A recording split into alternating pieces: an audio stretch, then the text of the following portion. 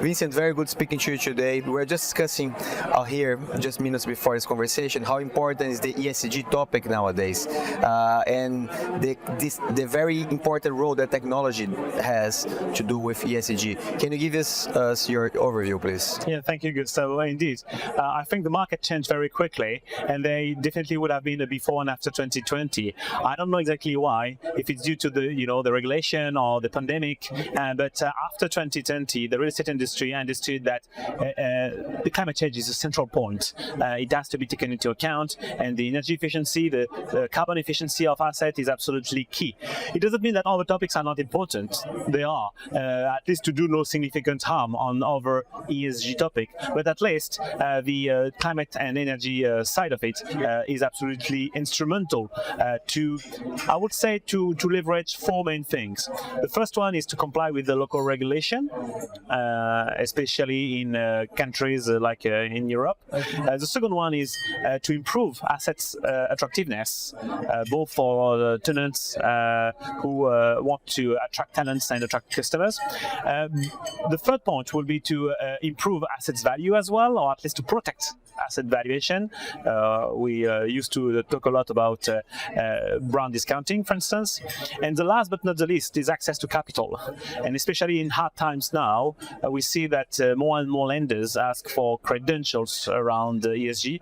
And if you want to leverage money, you need to show good faith what you can do to improve it. Perfect. And you are active in over 50 countries, 60-something countries, right? How do you compare those markets nowadays? Where do you see more talks on ESG in a more sustainable way? And where would you expect the largest growth for your company?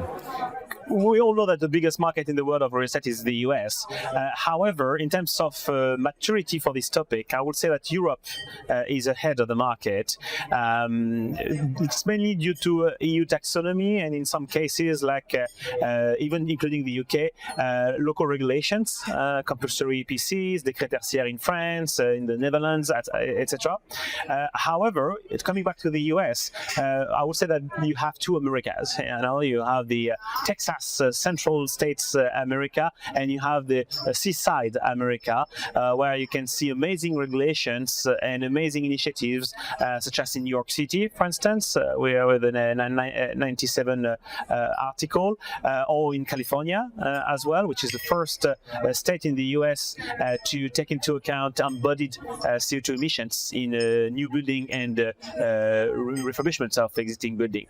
In terms of APAC, it's very diversified, so you have some countries that are very ahead, others are very late, and so I would say that APAC is second or third in terms of maturity. Perfect. And when you look at your company and your expertise, what makes Deepki unique? What is the difference between you and other companies? I think we started quite early. We haven't found someone or another company that is as big as us. We have 400 employees, 29 different nationalities across 6 different offices in the world, and we help 425 customers with their 1.7 million assets. Yeah, it's a lot because we have a lot of 2/3 of it is residential and infrastructures, but still we have a huge and untapped database based on the data we collect on behalf of our customers.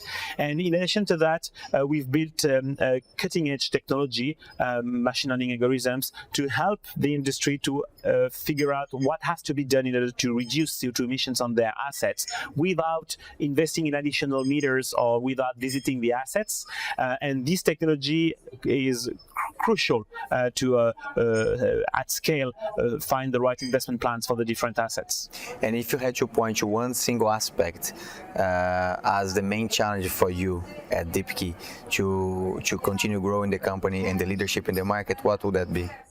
I would say on board quickly enough people and train them, and to make sure that we can serve and help our customers. This is the main challenge for us because we double our staff every year. So last year we were 200 people, now 400, and so there's a lot to manage on this.